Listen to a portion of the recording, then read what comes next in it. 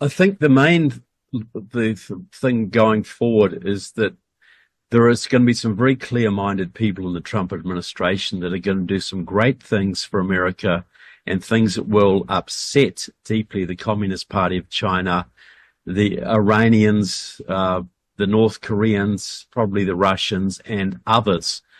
Now, one of the main stumbling blocks to that will be the fact that many of these countries have big networks in this country who have co-opted some of our politicians, our business leaders, our academics, our journalists, etc.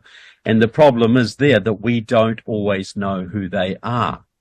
So this is the fifth column. So how do you get rid of this penetration?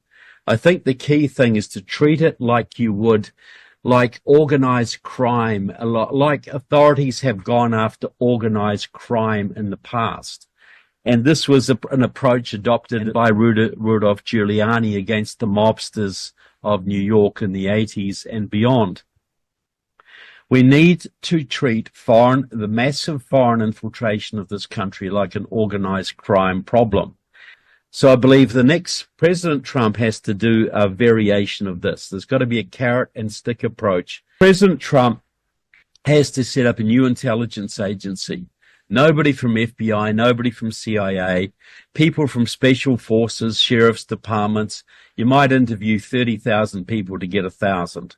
Just super vetted, super elite, super patriotic, and very compartmentalized. Then the president, I believe, has to declare an amnesty, say 3 months, for every single traitor in America, every foreign agent. You've got 3 months. If you're a foreigner here, if you're Russian mob, if you're Chinese intelligence, if you're Iranian intelligence, you've got 3 months to leave the country and never return. Because if at the end of 3 months you're still here, you're going to be prosecuted. You've got 3 months to come forward and register your name with this new organization. If you tell everything, you get a chance to apologize to the American people and testify in court where appropriate, but you will not be prosecuted. If, on the other hand, you do not come forward in that 3 months, we're going to have so much evidence from those who do that you will be tracked down and prosecuted to the fullest extent of the law. This is the carrot and stick approach. All of these networks would melt down. I believe you'd see several 100,000 Chinese leave the country in 3 months. You'd have a whole bunch of big tech guys standing down, a whole bunch of Wall Street guys standing down, and a whole bunch of senators and congressmen standing down for family reasons.